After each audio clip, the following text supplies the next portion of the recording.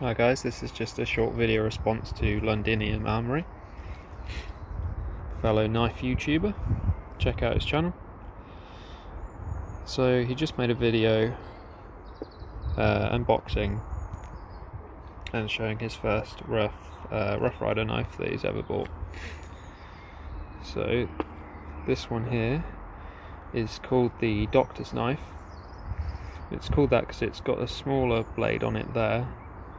Acts similar to a scalpel. This one here has the orange sort of bone. I'm not sure if it's real or synthetic. I'm sure you can find out on the site. I got both of these from Henny Haynes, and it has a longer, thinner blade there. And I'm filming with one hand, so I won't really be able to open these again unless I can try and use the edge of my little table here. There we go. Something interesting about knives like these is whether or not it's got the small blade or the long blade, it's got the same back spring.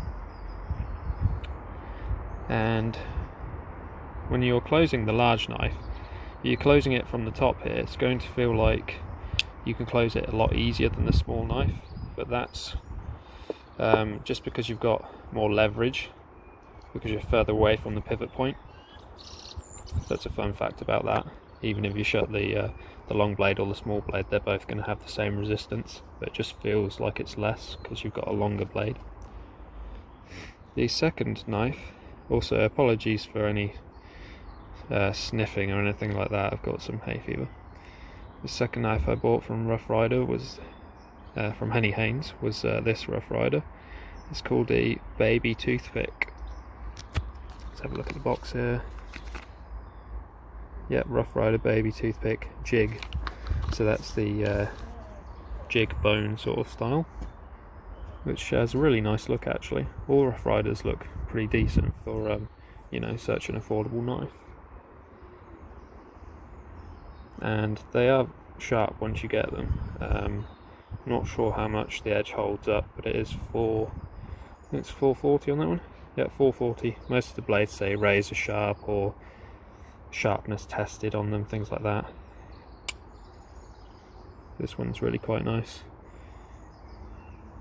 And I got both of these ones because you can UK legal or UK friendly EDC them.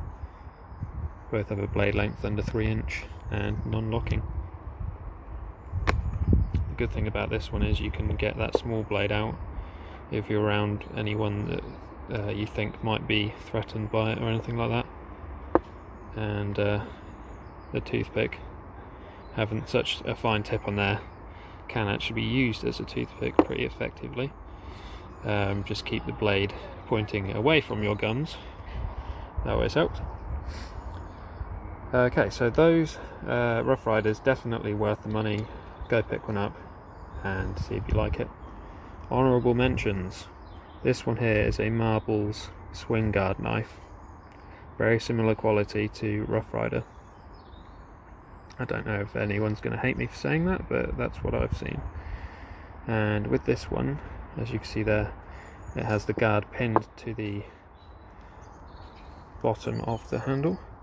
I'll try and shake this out. There we go.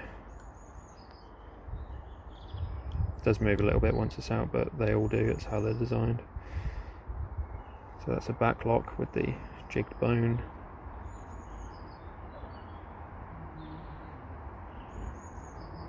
Nice clip point on there. And nail nick.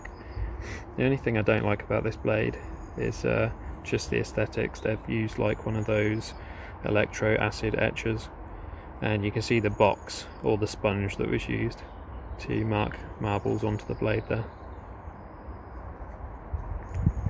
But yeah, it came as sharp as these ones, and the quality is really nice. It also feels really good to have a folding guard on a lockback pocket knife like this, and I think this overall style just looks really classy. But these are probably going to run you maybe double of what this costs. I'm not sure because I bought it a while ago. Now going up in price even more, and a big part of the price jump is just because this here is a buck knife and they are an American brand.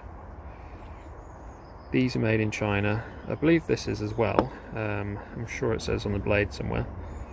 But because Buck is just so such a big knife company, they can obviously charge more for their blades.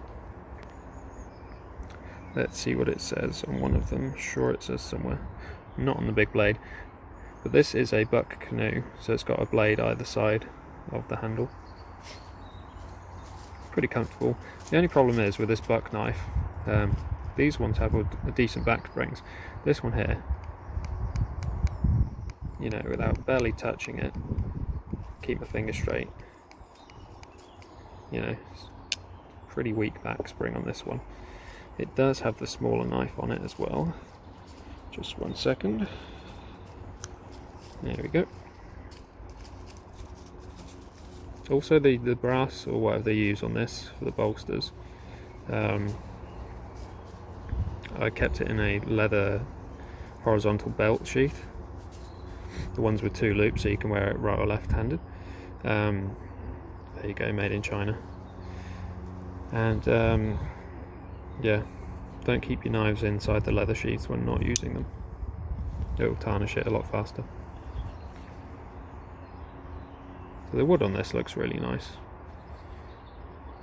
I'll have to clean it up.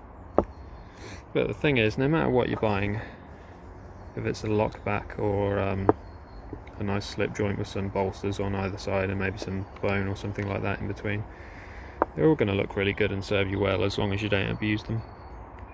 And for the money, they're all really good knives. I'd just stay away from this specific model of Buck, the Buck Canoe, just because the spring on it seems pretty weak and it's way more expensive than the others here. Obviously this one you can't really carry in the UK without good reason, so I'll just stick to the UK legal Rough Riders and you'll be happy to purchase one. See you guys later and have a good day.